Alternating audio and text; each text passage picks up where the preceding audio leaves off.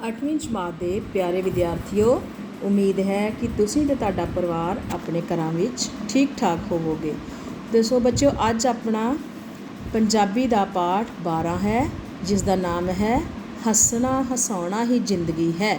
ਦੱਸੋ ਬੱਚੇ, ਇਸ ਪਾਠ ਦਾ ਉਦੇਸ਼ ਹੈ ਵਿਦਿਆਰਥੀਆਂ ਨੂੰ ਹਾਸੇ ਦੇ ਗੁਣਾਂ ਬਾਰੇ ਦੱਸਣਾ ਕਿ ਹੱਸਣ ਨਾਲ ਸਰੀਰਕ ਕਸਰਤ ਤਾਂ ਹੁੰਦੀ ਹੀ ਹੈ, ਮਨ ਵੀ ਖੁਸ਼ ਰਹਿੰਦਾ ਹੈ।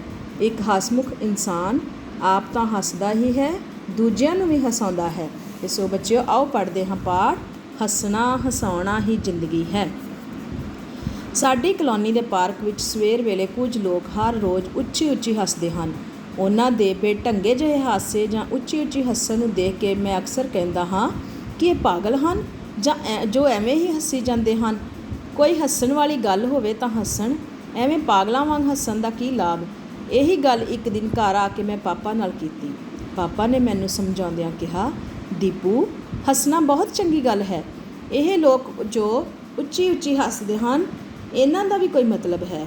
ਉੱਚੀ ਉੱਚੀ ਹੱਸਣ ਨਾਲ ਚੰਗੀ ਕਸਰਤ ਹੁੰਦੀ ਹੈ, ਫੇਫੜਿਆਂ ਨੂੰ ਤਾਜ਼ੀ ਹਵਾ ਮਿਲਦੀ ਹੈ, ਸਾਡੇ ਚਿਹਰੇ ਤੋਂ ਝੁਰੜੀਆਂ ਖਤਮ ਹੁੰਦੀਆਂ ਹਨ, ਮਨ ਸਾਰਾ ਦਿਨ ਖੁਸ਼ ਰਹਿੰਦਾ ਹੈ। ਮੈਂ ਪਾਪਾ ਦੀ ਗੱਲ ਨਾਲ ਸਹਿਮਤ ਹੁੰਦਿਆਂ ਕਿਹਾ, ਪਾਪਾ, ਫਿਰ ਤਾਂ ਹੱਸਣਾ ਬਹੁਤ ਜ਼ਰੂਰੀ ਹੈ। ਮੈਂ ਵੀ ਆਪਣੇ ਸਾਥੀਆਂ ਨਾਲ ਇਸ ਤਰ੍ਹਾਂ ਦਾ ਹਾਸਾ ਹੱਸਿਆ ਕਰਾਂਗਾ। ਇੱਕ ਪ੍ਰਾਚੀਨ ਫਿਲਾਸਫਰ ਨੇ ਮਨੁੱਖ ਨੂੰ ਹੱਸਣ ਵਾਲੇ ਜਾਨਵਰ ਦਾ ਨਾਂ ਦਿੱਤਾ ਹੈ। ਪਾਪਾ ਨੇ ਹਾਸੇ ਦੇ ਗੁਣਾਂ ਬਾਰੇ ਦੱਸਦਿਆਂ ਕਿਹਾ, ਇਹ ਇੱਕ ਸੱਚਾਈ ਹੈ ਕਿ ਇੱਕ ਮਨੁੱਖ ਹੀ ਹੈ ਜੋ ਹੱਸਦਾ ਹੈ। ਤੁਸੀਂ ਹੱਸਣ ਵਾਲੀ ਹਿਨਾ ਦਾ ਨਾਂ ਸੁਣਿਆ ਹੋਵੇਗਾ, ਪਰ ਜੋ ਆਵਾਜ਼ ਉਹ ਜਾਨਵਰ ਕੱਢਦਾ ਹੈ, ਉਹ ਕਿਸੇ ਤਰ੍ਹਾਂ ਦੀ ਵੀ ਕਿਉਂ ਨਾ ਹੋਵੇ, ਦਿਲ ਨੂੰ ਲੁਭਾਉਣ ਵਾਲੀ ਹੁੰਦੀ ਹੈ।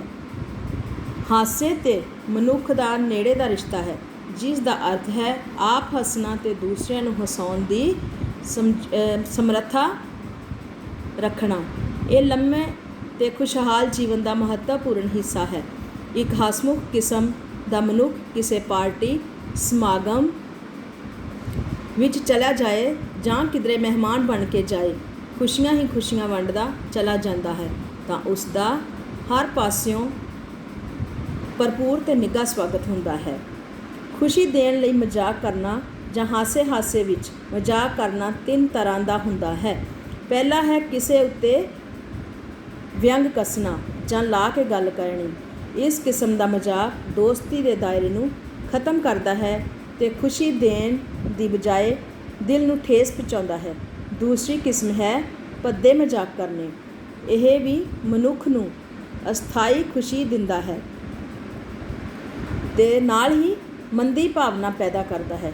ਤੀਸਰੀ ਕਿਸਮ ਦਾ ਮਜ਼ਾਕ ਹੈ ਕਿਸੇ ਦੇ ਦਿਲ ਨੂੰ ਠੇਸ ਪਹੁੰਚਾਏ ਬਿਨਾਂ ਗੱਲਬਾਤ ਰਾਹੀਂ ਖੁਸ਼ੀ ਦਾ ਪ੍ਰਗਟਾਵਾ ਕਰਨਾ। ਬਹੁਤ ਸਾਰੇ ਮਹਾਂਪੁਰਸ਼ ਤੇ ਮਹਾਨ ਸੰਤ ਅਜਿਹੀ ਤਰ੍ਹਾਂ ਦੇ ਹਾਸੇ ਮਜ਼ਾਕ ਰਾਹੀਂ ਲੋਕਾਂ ਵਿੱਚ ਖੁਸ਼ੀ ਦਾ ਸੰਚਾਰ ਕਰਦੇ ਹਨ। ਇੱਕ ਵਾਰੀ 2 ਬ੍ਰਾਹਮਣ ਕਿਸੇ ਮਹਾਨ ਸੰਤ ਨੂੰ ਮਿਲਣ ਗਏ। ਰਾਹ ਵਿੱਚ ਉਹਨਾਂ ਨੂੰ ਇੱਕ ਗੰਜਾ ਆਦਮੀ ਮਿਲ ਗਿਆ। ਉਹਨਾਂ ਨੇ ਉਸ ਦੀ ਟਿੰਡ 'ਤੇ ਠੋਕਰ ਮਾਰ ਕੇ ਸੰਤਾਂ ਦਾ ਡੇਰਾ ਪੁੱਛਿਆ। ਉਸ ਨੇ ਇੱਕ ਝੌਂਪੜੀ ਵੱਲ ਇਸ਼ਾਰਾ ਕਰ ਦਿੱਤਾ। ਜਦੋਂ ਬ੍ਰਾਹਮਣ ਉੱਥੇ ਪੁੱਜੇ ਤਾਂ ਥੋੜ੍ਹੀ ਦੇਰ ਬਾਅਦ ਉਹ ਸੰਤ ਉੱਥੇ ਪੁੱਜੇ।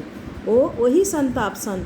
ਉਹਨਾਂ ਨੇ ਉਸ ਕੋਲੋਂ ਮਾਫ਼ੀ ਮੰਗੀ, ਪਰ ਅੱਗੋਂ ਸੰਤ ਜੀ ਨੇ ਉੱਤਰ ਦਿੱਤਾ ਕਿ ਅਸੀਂ ਜਦੋਂ ਹਾਂਡੀ ਲੈਣ ਜਾਂਦੇ ਹਾਂ ਤਾਂ ਖੜਕਾ ਕੇ ਵੇਖਦੇ ਹਾਂ ਕਿ ਕਿਧਰੇ ਕੱਚੀ ਤਾਂ ਨਹੀਂ। ਸੋ ਚੇਲੇ ਦਾ ਹੱਕ ਬਣਦਾ ਹੈ ਗੁਰੂ ਨੂੰ ਠੋਕ ਵਜਾ ਕੇ ਪਰਖੇ ਕਿ ਕਿਧਰੇ ਢੌਂਗੀ ਸੰਤ ਤਾਂ ਨਹੀਂ।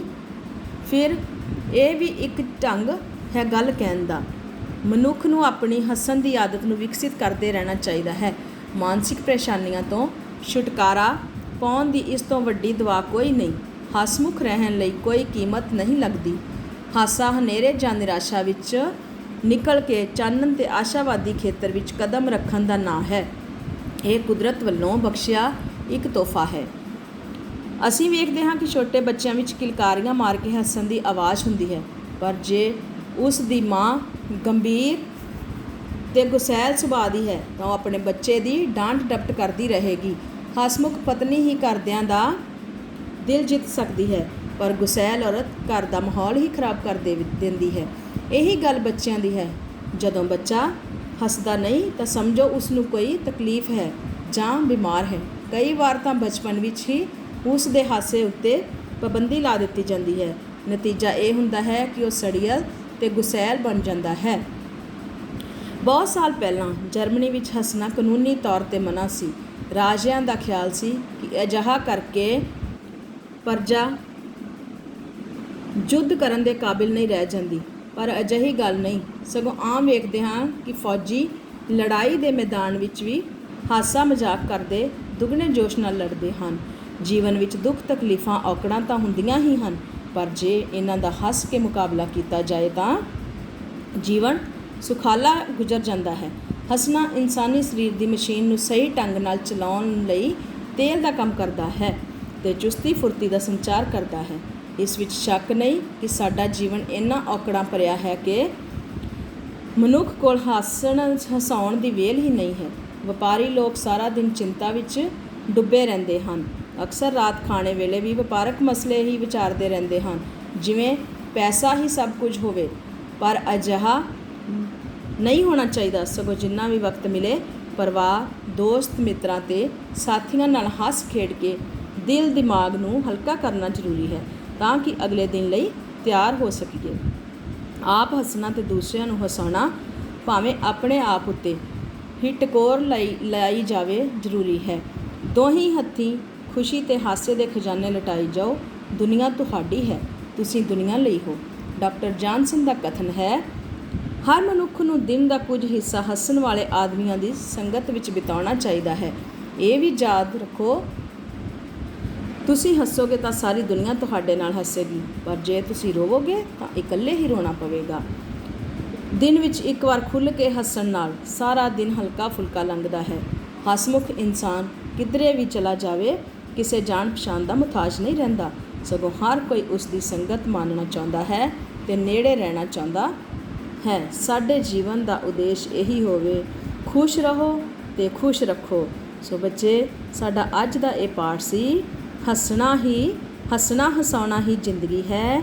ਤੇ ਇਸ ਪਾਠ ਨੂੰ ਪੜ੍ਹਿਆ, ਬਹੁਤ ਹੀ ਦਿਲਚਸਪ ਪਾਠ ਸੀ। ਸੋ ਸਾਰੇ ਹੱਸਦੇ ਰਿਹਾ ਕਰੋ ਤੇ ਖੁਸ਼ ਰਿਹਾ ਕਰੋ ਤੇ ਦੂਜਿਆਂ ਵਿੱਚ ਖੁਸ਼ੀਆਂ ਵੰਡਦੇ ਰਿਹਾ ਕਰੋ। ਤੇ ਇਸ ਪਾਠ ਦੇ ਲੇਖਕ ਕੌਣ ਨੇ? ਲੇਖਿਕਾ ਜਗਦੀਸ਼ ਕੌਰ ਵਾਡੀਆ। ਸੋ ਧੰਨਵਾਦ ਪਿਆਰੇ ਬੱਚਿਓ।